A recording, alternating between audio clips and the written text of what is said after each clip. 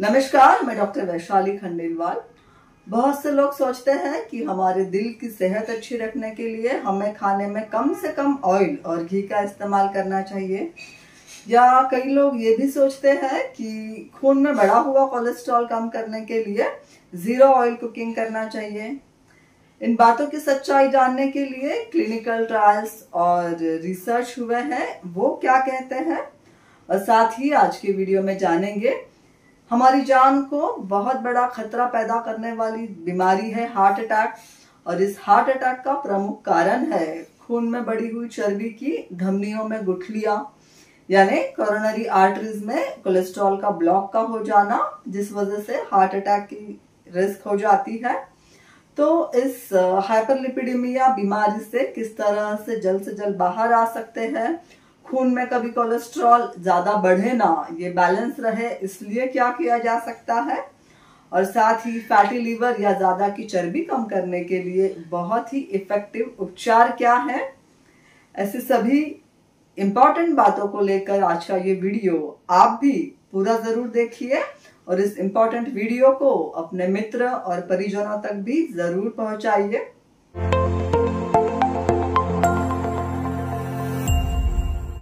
Most life threatening disease है heart attack, और इस हार्ट अटैक से बचने के लिए हर कोई चाहता है कि हमारे खून में कोलेस्ट्रॉल की मात्रा का बैलेंस बना रहे। शरीर में कोलेस्ट्रॉल बढ़ने के मेन 4 सोर्सेस है: सर्पी, तेलम, वसा, मज्जा, यानी कि घी, तेल, वसा यानी कि एनिमल फैट, और मज्जा यानी कि बोन मैरो। इन चीजों के कंजम्पशन से शरीर में कोलेस्ट्रॉल बढ़ता है। इसमें एक इम्पॉर्टेंट बात ध्यान देने लायक ये है कि घी और तेल का कंजम्पशन एक बात है और खून में कोलेस्ट्रॉल का बढ़ना अलग बात है। जरूरी नहीं है कि जो इंसान घी और तेल भरपूर मात्रा में खाने में खा रहा है उसका कोलेस्ट्रॉल बढ़ा हुआ निकलेगा, या फिर ये भी जरूरी नहीं है कि जो लोग तेल और घी बहुत कम खा रहे हैं उनका कोलेस्ट्रॉल कम ही रहेगा। ये सब कुछ आपके लीवर के फंक्शन पर डिपेंड है कि आप ये फैट्स खाने के बाद में आपका डाइजेस्टिव सिस्टम उसको किस तरह से बॉडी एलिमेंट्स में कन्वर्ट कर रहा है, उसमें से विटामिन, एंटीऑक्सीडेंट्स और फैटी एसिड को किस तरह से यूज कर रहा है, या उसे कहीं वो आर्टरीज में डिपॉजिट कर रहा है। इसका सीधा सा एग्जाम्पल अगर देखें कि खासकर राजस्थान जो स्टेट है ये घी का बहुत ज्यादा कंजम्पशन करने वाला स्टेट है, क्योंकि मारवाड़ी कम्युनिटी खासकर राजस्थान में है। मैं भी मारवाड़ी हूँ, तो मैं मेरे अनुभव से आपको बता सकती हूँ कि लगभग एक महीने में 3 से 4 बार अगर दाल बाटी बन रही है तो एक वक्त के खाने में करीब 50 से 100 ml घी एक इंसान, या उससे ज्यादा तक भी घी एक इंसान एक वक्त के खाने में खाता है। और महाराष्ट्र में किसान परिवारों में अगर देखा जाए तो इनकी सब्जियों पे करीब 1 से 2 इंच की तेल की तरी रहती है। इतना ज्यादा मात्रा में ऑयल खाया जाता है, पर अक्सर इन लोगों का लिपिड प्रोफाइल ज्यादातर नॉर्मल रहता है। जबकि देखा जाए तो हमारे इंडिया में सबसे कम घी कंज्यूम करने वाला स्टेट है केरला और तमिलनाडु, और सबसे ज्यादा हार्ट की जो मरीज है, हार्ट अटैक की जो रिस्क वाले मरीज है, वो केरला और तमिलनाडु के भी है। तो ये एक विचारणीय विषय है, और आज का जो रिसर्च इस पे हुआ है वो भी यही कंक्लूड करता है कि आपका जो डाइजेस्टिव सिस्टम है, इसे जो यूज कर रहा है खाए हुए फैट को, वो कल्प्रिट है, वो इम्पोर्टेंट है।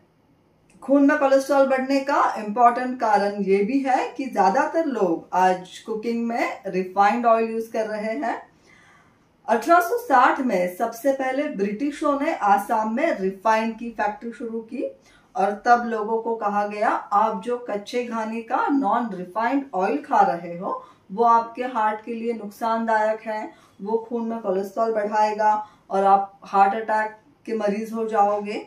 तो तब से जो है भारत में ये घानियां, जो कि पहले गली चौराहे पे थी, हमारे दादी नानी खुला तेल इस घानी से ही लेके आया करते थे, और इस नॉन रिफाइंड ऑयल में ओमेगा 3 जैसे कई सारे इसेंशियल फैटी एसिड, साथ में विटामिन और एंटीऑक्सीडेंट्स भी रहा करते थे, जो कि रिफाइनरी प्रोसीजर में खत्म हो जाते हैं।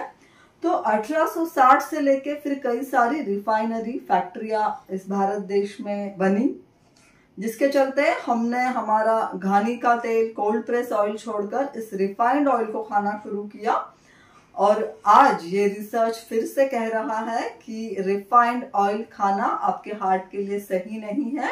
कोल्ड प्रेस ऑयल या कच्ची घानी का तेल ही हमारे सेहत के लिए सेहतमंद है, जो हमारे दादी नानी पहले से खाते आए थे, क्योंकि इसमें ओमेगा 3 फैटी एसिड्स है और कई मरीजों को इसके कैप्सूल्स जो है, इसकी सप्लीमेंट्स अलग से दी जाती है। इसमें विटामिन है और खासकर एंटीऑक्सीडेंट्स है, यानी आपकी जो चर्बी के मॉलिक्यूल्स, जो फ्री रेडिकल्स हमारे ब्लड में रहते हैं, उनको नलीफाई करने का, यानी खून की चर्बी हमारी धमनियों में, आर्टरियों में जमने न देने का काम ये एंटीऑक्सीडेंट्स करते हैं, जो कि नेचुरली ऑयल में पाए जाते हैं और जिसको आज हम रिफाइंड कर इस्तेमाल कर रहे हैं। इसीलिए अगर आप आपकी हार्ट की सेहत चाहते हो तो सबसे पहले अपने घर में आप इस रिफाइंड ऑयल का इस्तेमाल बंद कीजिए। अब बात करते हैं घी की। तो घी में भी मोनोसैचुरेटेड फैटी एसिड्स रहते हैं, जो कि आपके दिमाग को सही ढंग से काम करने के लिए, आपके ब्रेन को, हार्ट को, सभी इंपॉर्टेंट ऑर्गन्स को सही काम करने के लिए बहुत जरूरी है। साथ ही ये मोनोसैचुरेटेड फैटी एसिड जो है वो HDL को बढ़ाते हैं, यानी आपका जो गुड कोलेस्ट्रॉल है उसको बढ़ाते हैं। और इन सब बातों की पुष्टि US गवर्नमेंट के रिसर्च और इंडियन रिसर्च करते हैं, जिनकी लिंक मैं डिस्क्रिप्शन बॉक्स में दे रही हूँ। आयुर्वेद भी कहता है कि आपका खाना किस तरह से होना चाहिए। उष्णम स्निग्धम मात्रावत जीर्ण। उष्णम यानी कि फ्रेश और गर्म आपका खाना होना चाहिए। स्निग्धम सेकंड वर्ड है स्निग्धम। स्निग्धम यानी उसमें भरपूर मात्रा में, पर्याप्त मात्रा में तेल और घी होना चाहिए। स्निग्धता उसमें होनी चाहिए, वो खाना रूखा सूखा नहीं होना चाहिए। खून में एक बार कोलेस्ट्रॉल बढ़ने के बाद कई सारे लोग बहुत दिनों तक खाने में घी और तेल बहुत कम लेते हैं, जिसके चलते उनको और हेल्थ प्रॉब्लम शुरू हो जाते हैं। उनकी स्किन रूखी सूखी सी होने लगती है, बाल झड़ने लगते हैं, उनकी आंखों की कमजोरी की समस्या भी उनको हो सकती है। तो ये जो इसेंशियल फैटी एसिड्स है, इसका डेली रिक्वायरमेंट हमारे बॉडी को होता है। इसीलिए पूरी तरह से तेल और घी का खाना बंद करना सेहत के लिए नुकसानदायक हो सकता है। तो चलिए जल्दी से ये भी देख लेते हैं कि खून में बढ़ा हुआ कोलेस्ट्रॉल या फैटी लीवर या ज्यादा की चर्बी किस तरह से कम करें। इसके लिए सबसे पहले ये कोलेस्ट्रॉल बढ़ने के कारणों को देख लेते हैं, क्योंकि कारणों को बंद करना सबसे ज्यादा जरूरी है। आयुर्वेद में ये मेदोवह स्रोतसों का व्याधि है और इसके कारणों को कहते हुए ग्रंथकार कहते हैं, अव्यायामात् दिवा स्वप्न मेद्याणाम चाति भक्षणात् मेदोवाहिनी दुष्यंती वारुण्याश्च चाति सेवनात्। अव्यायाम यानी व्यायाम न करना, फिजिकल एक्सर्शन न करना, जिसकी वजह से जो खून में कोलेस्ट्रॉल है वो एक ही जगह रहकर आपकी आर्टरीज में डिपोजिशन उसका बढ़ सकता है। दिवा स्वप्नम यानी दिन में खाना खाने के बाद सोना, ये भी आपके शरीर में अनवांटेड जो बैड फैट है, LDL है, VLDL है, उसको बढ़ा सकता है। उसके बाद मेद्यानाम चाति भक्षणात्, ऐसा इंसान जो शारीरिक श्रम कुछ नहीं कर रहा और उसके खाने में तेल, घी, वसा, मज्जा, जो कि हमने पहले देखा है, वो भरपूर मात्रा में है। साथ ही वारुण्याश्च चाति सेवना, वारुणी यानी कि अल्कोहल, मद्य। तो जिन लोगों का अल्कोहल कंजम्पशन ज्यादा है, उन लोगों में भी कोलेस्ट्रॉल का लेवल जो है वो ब्लड में ज्यादा रहेगा और उसका डिपोजिशन भी आर्टरीज में फास्ट होगा। अब चलिए देख लेते हैं इस बढ़े हुए कोलेस्ट्रॉल को कम करने के लिए क्या करें। बढ़े हुए कोलेस्ट्रॉल को जल्द से जल्द कम करने के लिए बहुत अच्छी दवा है, आपके घर में उपलब्ध है वो चीज छाछ, यानी कि तक्र, बटर मिल्क जिसे कहते हैं। तो ये छाछ जो है ये रूक्ष स्वभाव की होती है, यानी शरीर में कफ को कम करती है, चर्बी को कम करती है, स्निग्धता जो ज्यादा बड़ी है उसे कम करती है। साथ ही ये दीपन भी है। दीपन यानी जो कोलेस्ट्रॉल डिपोजिशन आपके आर्टरीज पे शुरू हो गया है उसको भी कम करने की ताकत ये छाछ में है। इसीलिए छाछ का सेवन रोज सुबह के या दोपहर के खाने में आपके जरूर होना चाहिए। और अगर इसमें आप त्रिकटु पाउडर डाल रहे हो, त्रिकटु यानी सुंठ, मीरा और पिपली, इन तीनों के कॉम्बिनेशन के पाउडर को त्रिकटु पाउडर कहते हैं, जो कि मार्केट में भी आसानी से मिल जाता है। इसे डालकर अगर आप छाछ ले रहे हो तो आप देखोगे कि आपका बढ़ा हुआ कोलेस्ट्रॉल बहुत जल्दी काबू में आने लगेगा। इसके बाद है मंड। मंड यानी दही का जो पानी अलग निकलता है, ये बहुत ही काम की चीज है क्योंकि ये स्रोतो विशुद्धिकर है। स्रोतो विशुद्धिकर यानी जहां जहां ब्लॉकेजेस बॉडी में पैदा हुए हैं उसको भी कम करने का काम ये मंड करता है। तो आज के बाद दही में जमा हुआ पानी आप फेंके ना, उससे आप ये त्रिकटु चूर्ण डाल के या हल्का नमक डाल के जरूर पिए। कोलेस्ट्रॉल कम करने के लिए परंपरा से चली आ रही एक बहुत अच्छी चीज है पान का बीड़ा, जिसका गुणगान मैं हमेशा करती हूँ। आयुर्वेद में दिनचर्या में सबसे पहले खाने वाली कोई चीज बताई है तो वो है तंबूल सेवन यानी पान का बीड़ा। अगर आप इसका सेवन कर रहे हो तो जरूर ही आपके खून में कभी कोलेस्ट्रॉल नहीं बढ़ेगा, आपका खून पतला भी रहेगा। इसका एक बहुत इंपॉर्टेंट वीडियो चैनल पे मौजूद है तंबूल यानी पान के बारे में, उसकी लिंक मैं डिस्क्रिप्शन बॉक्स में आपको दूंगी। इसके बाद कोलेस्ट्रॉल कम करने के उपायों में है त्रिफला का चूर्ण।